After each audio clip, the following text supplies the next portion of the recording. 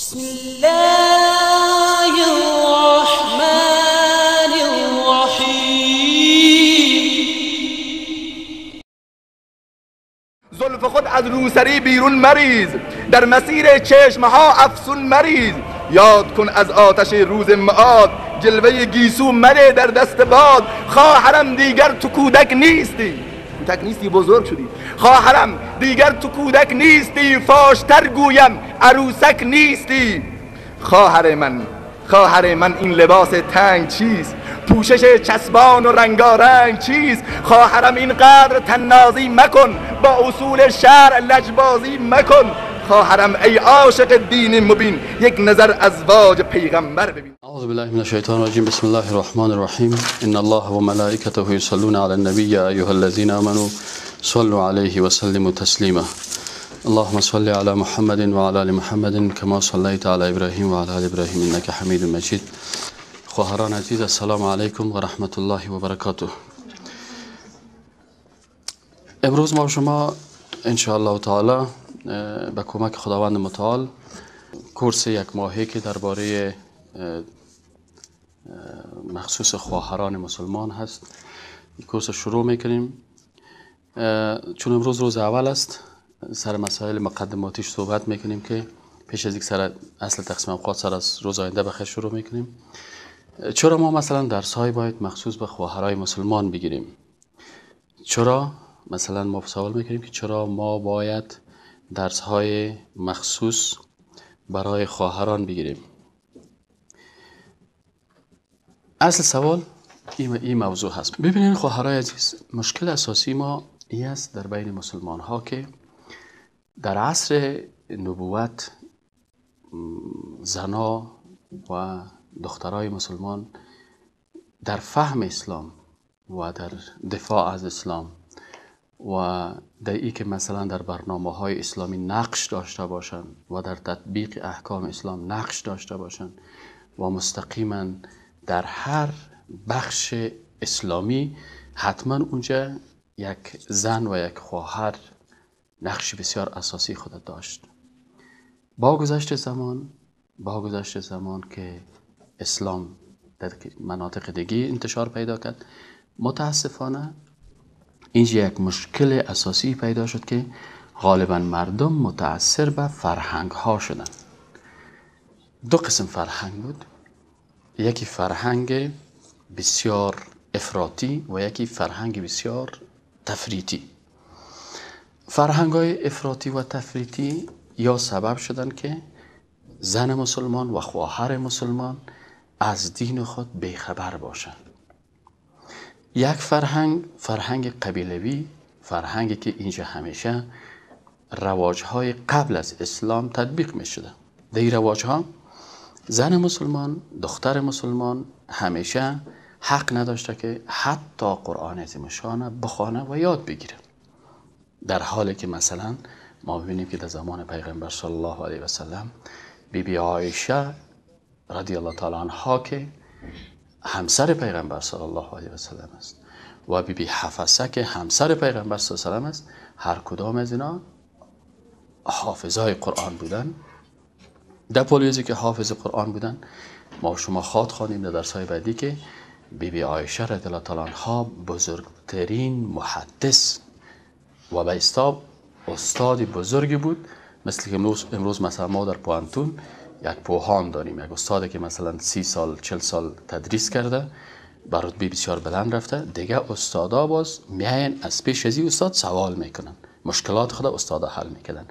بیبی عایشه صدیقه رضی الله تعالی عنها در بین مسلمان ها اینموت یک شخصیت داشت که دیگه اصحاب کرام، حتی اصحاب بزرگوار اسلام که بسیار شخصیت های بزرگ بودن، مردها و زنها، می آمدن در مشکلات خود دروازه بیبی عایشه را تک تک میکردن و از پیش ازی پرسان میکردن که تو مادر مؤمنه هستی، در این قسمت حدیث پیغمبر چی گفته، نظر خودت چیست؟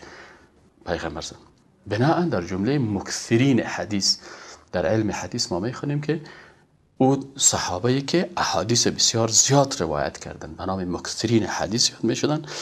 این کسایی که در جمله مکثرین حدیث بودن یعنی بسیار زیاد احادیث پیغمبر روایت کرده بودن، از جمله از یکی هم بیبی عایشه رضی الله تعالی عنها است. پس فرهنگ افراطی که هر کس متأثر است به قوانین قبیلوی، به قوانین قومی، به خواسته هایی که مثلا همیشه مردها باید تصمیم بگیرن و حتی تصامیمشان نسبت به قرآن، حتی به قرآن ارج نمیگذاشتن، حتی به احادیث پیغمبر ارج نمیگذارن. از این خاطر همیشه به این شکلی بوده که اینمی دختر و ایزن حتی درس نخوانه و حتی قرآن نفهمه و حتی احادیث پیغمبر نفهمه، حتی احکامی که سر از این فرض است و واجب است، حتی مسائل عقیدتی خود این نفهمه. زنای بیچاره به شکل کورکورانه در 4 کلمه را یاد گرفته و او 4 کلمه را هم نه از دین بلکه از تقالید. بنابراین این زن تمام روز مصروف تاویز است، مصروف از اینکه فلانی بر من تاویز داد که تو مچم فلانی شدی و تو جادو شدی و تمام روز سر کار ازی با امرای اسلام نبوده بلکه به غیر مخالف اسلام حرکت کرده. همیشه فکر کرده این زن بیچاره خلاص چون امکانات فهم قرآن نداره، امکانات خواندن قرآن نداره و احادیث نمیفهم، از این کاملا بیخبر است.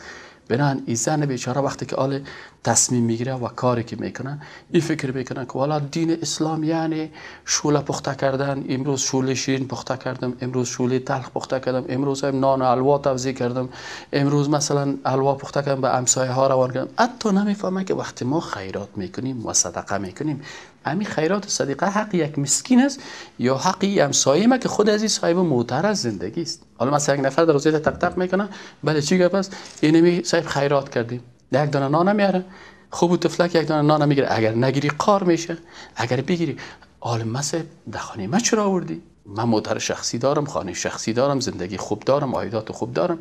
پس این همسایه به این همسایه، این همسایه به این همسایه. چرا؟ به خاطر از اینکه رواج‌های فرهنگی افراطی سبب از این شد که زن بیچاره و دختر مسلمان از دین بیخبر است. بنان آن چیزی که در دین نیست او را به نام دین عمل میکنه و فکر میکنه والا من بسیار دیندار هستم، من بسیار متدین هستم. حتی نمازم که میخونه بسیاری وقتا شما دیده باشین که دعای قنوت مثلا 50 ساله شده یک زن دعای قنوت یاد نداره و یا اگر یاد داره غلط میخونه و یا ازش والا ما دعای قنوت یاد ندارم، 3 دفعه قل والله را میخونم، یک دیگهش میگم از ربنا آتنا را میخونم. چرا؟ آیا تو نمیتونه؟ آیا زن ای عقل نداره، ای مثلا درک نداره، ای فهم نداره؟ خیلی چطور بیبی عایشه و بیبی حفصه حافظای قرآن بودن که همسرای پیغمبر صلی الله علیه و سلم بودن؟ چرا زنای صحابه علمای بزرگی بودن و در تاریخ ما و شما یکی از درسای ماست که ما میبینیم که یا چی قهرمانی هایی کردن در هر بخش زندگی. چرا مثلا این زن مسلمان در افغانستان نمیتونن؟ به خاطر از اینکه این بیچاره از روز اول امی فرهنگ قبیلویی که ضد اسلام است در بسیاری حالاتش. حتی این همسر خدا نمیتونه که نظر بده، حتی وقتی که یک زن بیچاره شوهرش فوت میکنه حق نداره که ازدواج بکنه. اینال و این زن همین احکام نمیفهمه، همین قسم مانده به این شکل. و یا برعکس از این فرهنگ تفریطی غربی که برای زن مسلمان بیچاره مجبور ساختش که حتما باید تو دختره که درس میخونی تو حتما باید امرای بچه ها در یک صنف باشی، حتما تو اگه پانتون میخونی تو باید حتما کت بچه ها یک جای باشی، حتما تو باید حجاب نداشته باشی، حتما باید لباست مخالف لباس اسلامی باشه، حتما تو باید سپورت هایی که غربی هست ایره باید از این سپورت ها استفاده کنی، حتما تو. به این خاطر اینا تفریط میکنن. یعنی اگر تو میخوای که آزاد باشی و آزاد زندگی کنی، آزادی رو در چی منحصر میسازن؟ در برنامه هایی که اینا خواستن از زن به عوضی که یک هدف باشه یک وسیله بسازن.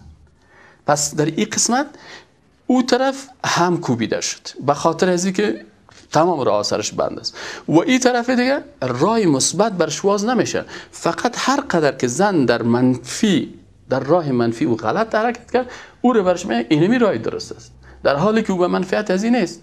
مثلا یک زن برش میگه تو وقت میتونی که آزادی کامل داشته باشی که تو ده عسکری هم بری عسکر شوی. خب این دختر بیچاره یا این زن بیچاره بیخبر فکر میکنه والا ما اگر دقیقی عسکری برم امرای مردها عسکری که این من آزادی حاصل کردم. لکن پسان 5 سال بعد 10 سال بعد میفهمم که وقتی که من عسکر شدم امی لطافت و زیبایی که یک زن و یک دختر باید داشته باشن این از دست میده. یک انسان خشن، یک انسان تند، یک انسانی که تمام روز که مردها در سرکا پیره میکنه، یک انسان چی بالاخره میبینه که این در آینده صلاحیت ازیر نداره که من حیث یک مادر باشه، من حیث یک خواهر باشه. پس این مبدل شد به یک وسیله در یک قطعه عسکری، این مبدل شد مثلا به یک وسیله به دست مردها. یا تو زن وقتی میتونی آزادی داشته باشی و تو وقتی تو شخصیت داری که تو مثلا بخیزی با لباسهای بسیار کوتاه و با تن برهنه در مقابل مردها ظاهر شوی و اونجا آهنگ بخوانی و در مقابل زنا مثلا بخیزی در سر استیج ها و خود نمایش بدی. این زن بیچاره فکر کرد که والا البته می آزادی از خوبی است. وقتی که در این میدان خود انداخت دید که یک تعداد از گرگ ها بالاخره ایره شکار کردن. یک وقت یک فیلمک کارتونی برای اطفال بود، فیلمک کارتونی برای اطفال بود. خب این فیلم کارتونی که من دیدم پسان که یک معنای بسیار بزرگ داره. فیلم کارتونی چه قسم بود؟ در این فیلم کارتونی نشان داد که یک برگک است، یک برگک است. در این برگک دید که گرگ آمد، دید که والا چه خوب برگک است، خوب اما تو گوشت شیرین داره، چطور شد که من این برگک بخورم؟ گفت خلاص من قوی هستم، چطور هستم، میریم سر از حمله میکنم. ای که رفت سر از حمله کنه سر از برگک، دمی لحظه دید که صاحب از اونجا همی چوپان ای نیده بود که همی چوپان صاحب کسی دانگ خود زد دمی کله از گرگ، کله گرگ ترقیده سر خودم محکم گرفته و بگریز که نمیگریزی. ولی من متوجه نبودم ای خود چوپان داشت. بس هوا چند وقت باز سرش ترقیدگیش جور شد، باز آمد دید که اوه برگک دیگه خوب یکم دیگه گوشتش خوب شده و چاق شده. گفت حال دیگه خوب که میره پاره کنم گوشت از زیره بخورم. باز سعی کرد که چوپان او طرف مصروف است. گفت والا این حال چانسش است. باز رفت حمله کرد. کی که حمله کرد سر زی برگک، دمی لحظه که حمله میکنه خبر نداره که گرگ یعنی سگ رمه عیسی به اونجا هست. از این پای سر گرگ حمله میکنه و پای زیر چک میکنه و خوب میره تاو میته بازی گرگ سای پای خدا گرفته لنگ کرده بگریز که نمیگه باز که میگروزه مرتبه سوم باز نشان میده که بازی چند وقت بعد پای جور میشه. باز که میبینه که برگک اونجا هست، براش میگه خوب براشان ام دفعه من میبینه که گرگ هم دور است و میبینه که همین چوپان هم نیست. باز میگه که همین عمله کنه که مادر ازی برگک دیگه خوب هم قچوار چیز هست یا شاخهای چیز داره. این صاحب مادرش صاحب گیره میزنه که شاخ صاحب شکم زیر سوراخ میکنه. باز صاحب خونهایش سر کرده باز بگروزه گرگ. این مرتبه سوم باز ناکام میشه. پس این گرگ میاد پیش خود فکر میکنه که والا به خدا تا اطراف ازی چه قسم مادرش ای سگ رحمه ای چوپان یا کلش برای حمایت ازی 24 ساعت آماده هستن. پس من نمیتونم با زور خود حال هر دفعه میگه که یا او چطور کنم که ایران من از بین ببرم. میگه پیش خود سعی کنین جنگ دو قسم است. یکی جنگ فیزیکی است و یکی جنگ فکری است. جنگ فیزیکی است که یک نفر هم تا 30 سالگی میگه هر کس جنگ فیزیکی میکنه. ببینید که یکی که دیگه چنگا است مویا زور کنده و مویا زور کنده. از 30 ساله که بالا شد باز وقتی که زنا کم پیر شدن بازی دیدن که والا فیزیکی خود جنگ نمیگه، باز فکری میگه نه من خود زورم نمیرسه، باز دو تا در بینشون جنگ میپرده. خودش قرار من حیث خیرخواه در بین سهل میکنه. این گرگ میگه والا جنگ فیزیکی خود نتونستم به این جنگ فکری میکنم. جنگ فکری چطور میکنم؟ به این خیلی کار دیگه میزنم. من پلان میسنجه. این برگک دیگه صاحب از دور در یک جای میبینه که مادرش هم خواست آستایی که نمیده گوشش بس سگ میکنه و براش موبایل زنگ میزنه یا در یک پرزگک زنگ میزنه. چی گپ است؟ براش میگه که تو خبر نداری؟ این برگک میگه چی خبر ندارم؟ میگه اون بالای کوک است، اونجا یک آبشار بسیار زیباست، اما تا آب دیگه از سر کوه هم تو میایه دیگه خوب چشمه آب از آب بسیار خوب و در اطراف از این گلهای بسیار زیبا و در اطراف از این سبزه های بسیار نازک خوب و جای بسیار خوب استراحت تفریحی. اینجا باید تو بری و یک کمی از زندگیت لذت ببری. این وقتی که میره که مادر خود مشوره میکنه، مادر ما در یک محفل خبر است. محفل چی خبر است؟ اونجا یک آبشار است. مادرش میگه بشی اونجا اون طرفا خطرناک است. آبشار اونجا یک تکم مرکز گرگ ها و چیزا هست اونجا ما اجازه نمیتونه. بالاخره بازی برگک میگه که مادر اجازه بده، میگه نه نمیتونه. برای گرگ میگه که چی کردی؟ میگه گرگ میگه برش که والله من مادرم نماند. خب میگه خیر است وقتی که مادرت نمیمانه بیبی تو باید آزاد زندگی کنی، تو باید قسمی تحت تاثیر مادرت نری، تحت تاثیر چوپان یا نری، یا سر تو ظلم میکنه، آزادی تو را سلب کردن. ها حالا وقت آزادی هاست، وقت دموکراسی هاست، وقت فلانیست، برای اتن هی چطور کنیم؟ برش میگه خلاص سبا یک وقت شب یا وقت روز، هر وقتی که مناسب بود که در او وقت چیز نباشه، مادرت هم خواب باشه، چوپان هم خواب باشه، کلگی آرام چیز باشه، خواب کده بیا من برات راهنمایی میکنم. این برش میگه بسیار خوب است. یک وقت صاحب که گرگ دم دور شیشته و این برای کم تاستای که دم میبره و مادرشان میبینه خواب است و چوپان هم میبینه خواب است، کلگی آرام استراحت هستن، اما تاستا میبره و هم تو خودم میکشه. گرگ برش میگه بیا، بالاخره میبره نزدیک آبشار که سر میکنه که واه چقدر آبشار زیباست، واقعا آب بسیار خوبش است، واقعا با تگکای زیبا هست، گلهای خوب است. از این آبشار میخوره و بعد از این آب میره خیزک میزنه و یک خیزو طرف میزنه یکیش میزنه. ساقیا ابر بهار است و نگار و لب جوی، کل چیز دیگه در اینجاست. یک وقتی که کل از را سیل میکنه چی میکنه، پسان که متوجه میشه که که سبزه میخوره میخوره چقدر جای خوب است، چقدر مادر من ظالم بوده، چقدر این چوپان ظالم بوده، چقدر من از اینجا من کرد، چه خوب جای است. در وقت سیل میکنه که از بالا گرگ صاحب دندانا را تیز داره، دندانا خدا تیز داره. یک سیل میکنه چی گپ است؟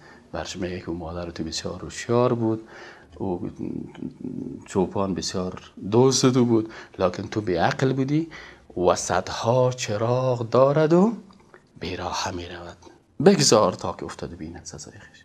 مادرت برات نصیحت نکرد، چوپان برات نصیحت نکرد، فلانی نکرد، با صاحب گرگ صاحب سر از حمله میکنه، شکم از زیر پاره میکنه، دیگه این بیچاره نمیشه، شکمش پاره و گرگ پاریش میکنه و گوشتش میخوره و خلاص ختم میشه. پس اینو ببینین که برای شکار کردن از این برگک چی برنامه ساختن گرگ.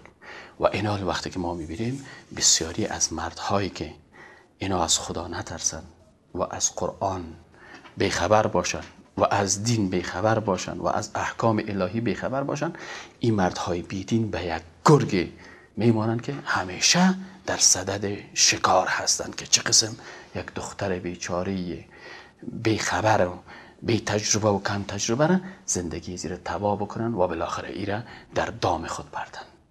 و حتی کسایی که خارجی هایی که لاف میزنن که صاحب حقوق زن است و برنامه زن است و فلان است، ببینیم که یا چقدر ارزش در بدن از یا برای زن داده شده. همون نفری که از حقوق زن گپ میزنه اینه که پرسان که یک ما کت زن خود تیر نکرده، ما دوم یا طلاق است یا رهایش کرده او طرف است.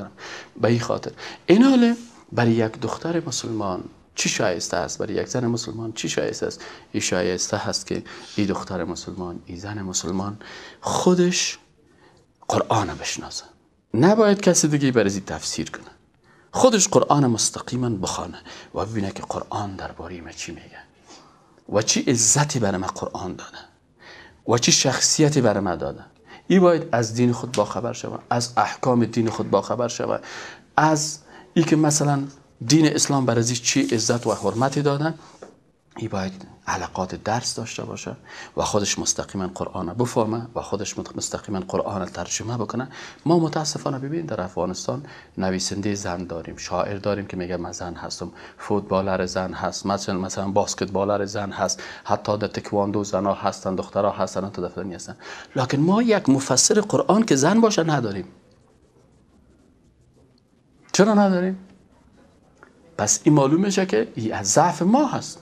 پس ما باید قرآن بفهمیم تا که بخیزیم قرآن مفسر داشته باشیم. بگوید که آیا در زمان پیغمبر صلی الله علیه و سلم زنهای مفسر نبودن؟ بودن. آیا زنهای قرآن شناس نبودن؟ بودن. آیا در زمان صحابه کرام زنهای فقیه نبودن؟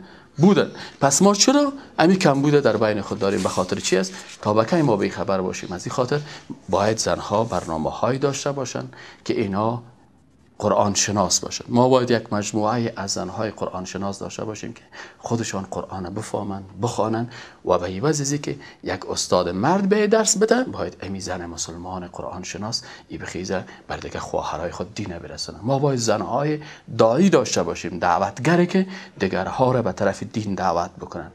ما باید زنهای داشته باشیم که اونا حدیث شناس باشند که خودش صحیح بخاری را باز کنند و بر دیگرها درس بده.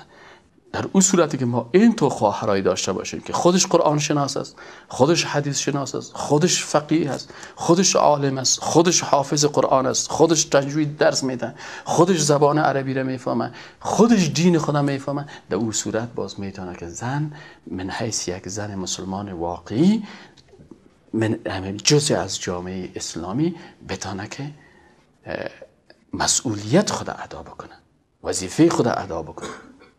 امروز شما سیل کنین ما بگیم 3 میلیون حاجی رفتن. 3 میلیون حاجی که وقتی که به حج رفت یا 4 میلیون یا 5 میلیون حاجی به حج رفتن، چرا حاجی وقتی که به حج میره سعی بین صفا و مروه میره 4 میلیون 5 میلیون مرد و زن، اینمی 5 میلیون مرد و زن اینمی در جای قدم های کی قدم میمانن؟ در جای قدم های یک زن مسلمان با ایمانی که با ایمان خود تانست تاریخ بشریت تغییر بده. و کسی که مادر کلان رسول الله صلی الله علیه و سلم بود، مادر حضرت اسماعیل علیه السلام.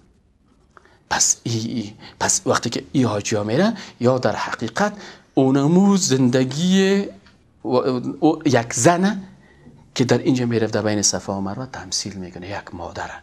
پس ببینید که وقتی که 5 میلیون میرن تمثیل میکنن، کلشان شخصیت یک زن مسلمان را تمثیل میکنن، از صفا و مروه، از مروه و صفا، از صفا و مروه. چرا؟ به خاطر از اینکه ما در تاریخ اسلام زنهای با شخصیت و با ایمان داشتیم که این زن تانسته که تاریخ جهان تغییر بده. امروز که ما تو آب زمزم میخوریم، آیا از امروز نیست تاثیرش؟ این آب مقدسی که اونجا هست، از اینمی ناله های اینمی زن مسلمان نبود که تا بالا میدوید و الله سبحانه و تعالی بالاخره برازی رحمتش میاد صحرای خشک که هیچ چیز وجود نداره، در اونجا الله جل جلاله چی میکنه؟ برازی چشمه آب جاری میکنه. و امروز کل ما میریم از این آب میخوریم، این به نام آب مقدس، و از استفاده میکنیم که هر قطره از این مرد مقدس فکر میکنن. از این آب به اروپا میره، به امریکا میره، به استرالیا و به کشورهای افریقا، هر کسی بین سایه بشکه های آب پر کردن و به اونجا میبرن. پس این شاهکار کی هست؟ خاطره زندگی کی هست؟ از یک زن مسلمان. آیا چند فیصد زنهای ما از این قصه خبر دارن؟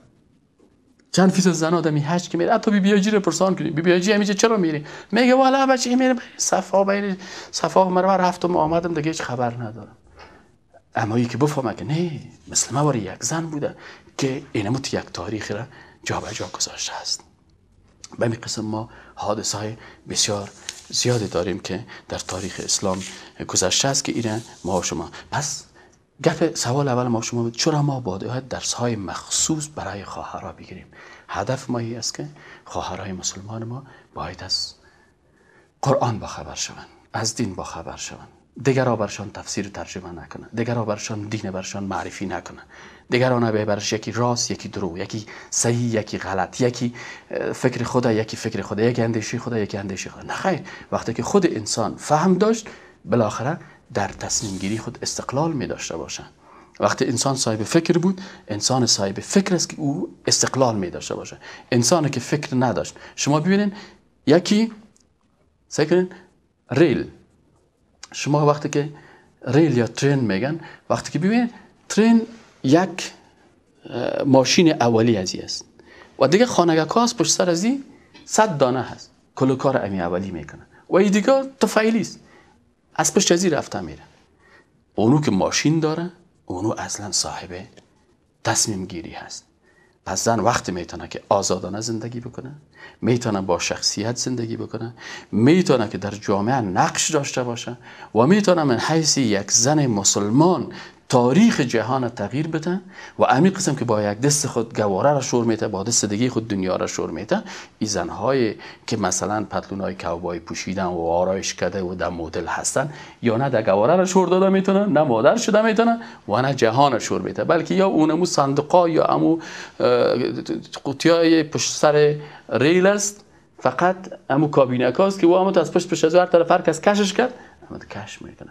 اما زنهایی که در زمان پیغمبر صلی الله علیه و سلم بودن، زنهایی که بنا صحابیات بودن، زنهایی که نامشان در قرآن ذکر شدن، شما قرآن عظیم شان بخوانید و ما شما درس داشتیم، اونا زنهای واقعی بودن که تاریخ بشریت تغییر دادن و هر مردی که در جامعه من حیث یک مرد قهرمان تبارز کرده، در حقیقت در عقب از او یک زن با ایمان و با شجاعت و زن مؤمنه قرآن شناس و دین شناس بوده کس پیش از این. اگر ما امروز مثلا میگیم که حضرت حسین رضی الله تعالی عنه یک مرد قهرمان بود، لکن در حقیقت این حضرت حسین کی حضرت حسین ساخت؟ در حقیقت اولاد بیبی فاطمه الزهرا بود، اولاد بیبی فاطمه الزهرا بود. وقتی که بیبی فاطمه الزهرا بر حضرت یک طفل شیر میده، صفا و پاکی و تقوای مادر از شیرش به اولادش انتقال پیدا میکنه. پس وقتی که ما میخوایم که یک مرد با تقوا داشته باشیم، باید یک زن با تقوا برای اون طفل شیر بده تا که آینده ازی یک مرد با تقوا شود. در غیر ازی وقتی که از شیر بر ازی کثافت انتقال کرد، بر ازی مادری بود که در واده شیر دادن خواندن اندیر شروع کرده بود، در واده شیر دادن قرار دانشواز مانده مردهای نامحرم اسایل میکنه، تمام روزهای خود طفلش در بغلش از شیر میخوره، در بین نامحرما استاد است و حرکت میکنه و تقوا نداره و نماز نمیخونه و از دین بیخبر است. ای ولو که شیر هم به می طفل میبره، بالاخره عاقبت گرگ زاده گرگ شود، گرچه با آدمی بزرگ شود. از این خاطر اول باید مادر ساخته شود، به خاطر که اینمی مادر است که اینمی فرزند. اولین مدرسه برای طفل مادر است، اولین معلم مادر است، اولین تأثیری که داره در شخصیت فرزند این شخصیت مادر است. از این خاطر باید مادرهای مؤمن و با دیانت داشته باشیم تا که ما فرزندهای با دیانت داشته باشیم. مادری که شیر حلال داد، فرزند حلال خور به دنیا تقدیم میکنه. مادری که شیر حرام داد، فرزند حرام خور به دنیا تقدیم میکنه. مادر با تقوا، فرزند با تقوا برای جامعه تقدیم میکنه و مادر بی تقوا، فرزند بی تقوا را در جامعه تقدیم میکنه. از این خاطر ما اگر میخواهیم که واقعا سعادت دنیا و آخرت در نصیب ما شود، ربنا آتنا فی الدنیا حسنه و فی الاخرت حسنه، در این صورت ما باید از دین خود درست با خبر بسازیم. باید خود ما بفهمیم که دین چی میگن و ما باید چه قسم تصمیم بگیریم. شما ببینین حضرت پیغمبر صلی الله علیه و سلم در وقتی که سرش وحی میه، حضرت جبریل امین میبینه میلرزه، وضعیتش خراب میشه، لکن وقتی که در خانه میه، در خانه از او یک زن با ایمان، با فهم و با درک قوی در مقابل از این قرار داره. دو چندین کلمه برش میگه که تو جگر خونی نکو، خداوند تو را ذلیل نمیسازه، تو صله رحم داری، تو بالای فقیر و مسکین و بیچاره رحم میکنی، از این خاطر خداوند متعال جل جلاله تو را حفظ میکنه. پس اینمی زن است که در پالوی پیغمبر صلی الله علیه و سلم استاده میشه و ما شما باز یک درسی داریم که درباره زنان قهرمان در عصر نبوت است. از این خاطر خواهرای گلم خوبی است که ما خود ما از اسلام با خبر شویم، خود ما احکام دین بفهمیم و خود ما احکام دین نه من حیث ای که یک کس دیگه ما را مجبور میسازه که ما باید از ترس دیگر را تطبیق بکنیم، بلکه با اختیار خود، با فهم خود زنایی بودن که به خاطر اسلام خود شهید ساختن. اولین شهید اسلام یک زن است. چرا؟ به خاطر از اینکه این زن فهمید که آنچه که در اسلام هست این حق داره که من خود قربان از این راه بکنم. آن کسی که خودش بالاخره این زنهای قهرمان باز ما شمال براتون نمیگم، به خاطر از اینکه باز درس که در این روز داریم. از این خاطر خواهرای عزیز این درس ابتدایی ما و شما بود. در این درس بحث ما و شما فقط سرزمین نقطه بود که چرا ما باید درس های مخصوص برای خواهرانه بخوانیم. اگر شما هم کدام نظری داشته باشین میتونین که کتبی نوشته بکنین، یا کدام سوال داشته باشین سوالتان برای من روان بکنین، کدام نظری داشته باشین درباره درس‌های آینده. هر چیزی که دارین من ان شاء الله براتون مطابق پیشنهادهای شما و مطابق نظریات شما درس آینده را پیش خواهد برد. خب سبحان ربک رب العزت عما یصفون و سلام علی المرسلین و الحمد لله رب العالمین. پروردگار متعال جل جلاله بر کل ما و شما توفیق بده که از قرآن و از سنت رسول الله صلی الله علیه و سلم با خبر شویم و مطابق از زندگی خدایار بسازیم و خداوند متعال ما را وسیله اول خود ما را هدایت بکنه تا خود ما برای درست حرکت بکنیم و باز ما را وسیله و سبب بگردانه برای هدایت دیگران. خداوند متعال آخرین کلمه که از زبان ما خارج میشه کلمه لا اله الا الله محمد رسول الله صلی الله علیه و سلم.